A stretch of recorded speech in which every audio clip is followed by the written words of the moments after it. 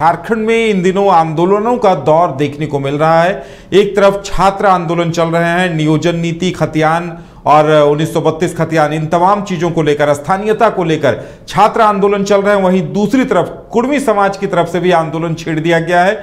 उनकी मांग है कि उन्हें एसटी दर्जा दिया जाए और इसके साथ साथ कुड़माली भाषा, जो उनकी स्थानीय बोली है, भाषा है, उसे 8वीं अनुसूची में शामिल किया जाए और इसके साथ साथ सरना धर्म कोड को भी लागू किया जाए। इन तीन मांगों को लेकर कुर्मी समुदाय आंदोलन की राह पकड़े हुए है। लेकिन सवाल इसलिए खड़े हो रहे हैं क्योंकि इससे पहले जो आंदोलन हो रहे थे वो राज्य सरकार के खिलाफ दिखाई देते थे, क्योंकि झारखंड में ये आंदोलन हो रहे थे। लेकिन अब इन आंदोलनों का रुख बदलता नजर आ रहा है। जो छात्र आंदोलन चल रहे हैं और इनकी प्रमुख तौर पर जो अगुवाई जयराम महतो कर रहे हैं, उनके निशाने पर भी अब कहीं न कहीं बीजेपी नजर आ रही है। और वही हाल कुर्मी आंदोलन में भी देखने को मिल रहा है। कुर्मी आंदोलन के नेताओं ने सीधे सीधे अर्जुन मुंडा को निशाने पर लिया है। ज्यादा जानकारी के लिए इस वक्त हमारे साथ हमारे सहयोगी शाहनवाज जुड़े हुए हैं। शाहनवाज, क्या लगता है कि इन आंदोलनों की दशा और दिशा बदल रही है और निशाने पर अब बीजेपी आती दिखाई दे रही है?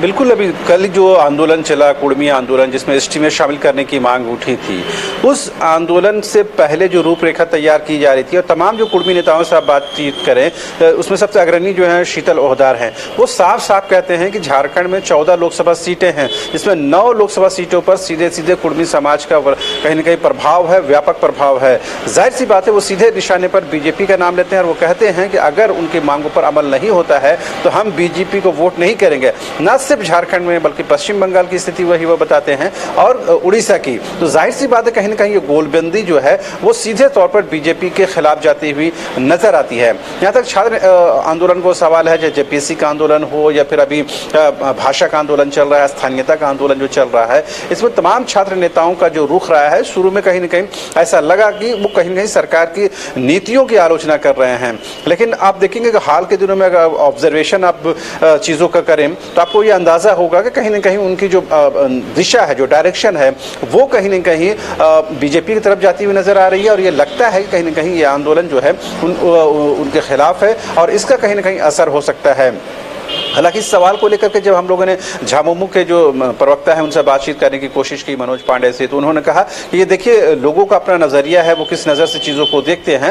लेकिन उन्होंने ये साफ तौर पर ये बताने की भी कोशिश की है कि झारखंड के हितों के साथ झारखंड मुक्ति मोर्चा खड़ा है। लिहाजा अगर कोई झारखंड के हित की बात करता है तो आपको ऐसा लग सकता है कि वो झारखंड मुक्ति मोर्चा के साथ खड़ा है। लेकिन झारखंड के हितों की बात करने में किसी को ये नहीं समझ लेना चाहिए कि वो झारखंड मुक्ति मोर्चा का हिमायती है। तो जाहिर सी बात है, कहीं ना कहीं सब लोग अपना दामन पाक साहब दिखाने की कोशिश करते हैं।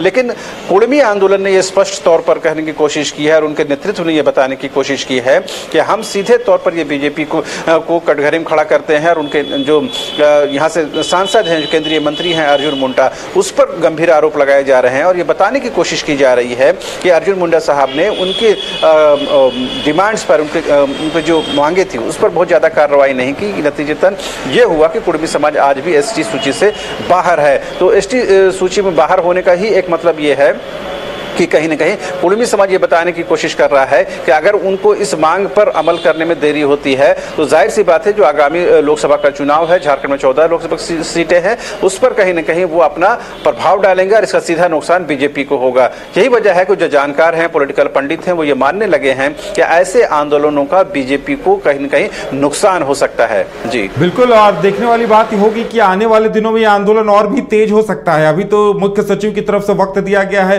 कुड़मी आंदोलन को लेकर, तो ये भी देखना दिलचस्प होगा कि आने वाले दिनों में आंदोलनों का रुख तेज होता है या क्या होता है। शाहनवाज, बिल्कुल इस बात में कोई शक नहीं है कि जैसे ही लोकसभा चुनाव और नजदीक आएगा, विभिन्न प्रकार के जो आंदोलन है, विभिन्न कम्युनिटी के जो आंदोलन है, वो और जोर पकड़ेंगे। तमाम लोकसभा चुनाव की बात करें, विधानसभा चुनाव की बात करें, तो ये अच्छा एक बेहतर मौका होता है जब कहीं न कहीं लोग अपनी डिमांड्स को रखते हैं। क्योंकि कुड़मी आंदोलन कई वर्षों से चल रहा है। उनकी जो डिमांड है, कहीं न कहीं ये बताने की कोशिश है कि हम अगर अपनी डिमांड को नहीं छोड़ेंगे, चाहे रेल रोको आंदोलन फॉर टाइम भी हम लोगों ने इसे पोस्टपोन किया है, न कि इसे रोका है। लिहाजा अगर 25 सितंबर को पीसफुल बातचीत होती है तो ठीक है, नहीं तो हम इस आंदोलन को फिर 25 सितंबर के बाद से शुरू करेंगे। तो जाहिर सी बात है, जैसे जैसे चुनाव नजदीक आएगा वैसे वैसे ये आंदोलन बढ़ेंगे और कहीं ना कहीं ये आंदोलन बीजेपी के खिलाफ जाएगा, ऐसा ये अभी प्रतीत होता है। क्योंकि उनके नेता साफ साफ ये कहने लगे हैं कि कुर्मी को अगर उसका हक और अधिकार नहीं मिलता है तो हम बीजेपी के खिलाफ वोट करेंगे। जी चलिए शाहनवाज, हमारे साथ जुड़ने के लिए और तमाम जानकारी देने के लिए आपका बहुत बहुत धन्यवाद। तो देखने वाली बात ये होगी कि आंदोलनों का रुख आगे भविष्य में क्या होता है,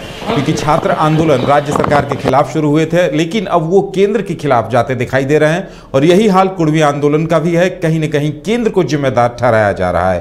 तो देखने वाली बात ये होगी कि आगे क्या होता है। फिलहाल हमारे साथ इतना ही, हमें दीजिए इजाजत और आप देखते रहिए न्यूज़ बाइस्कोप। नमस्कार।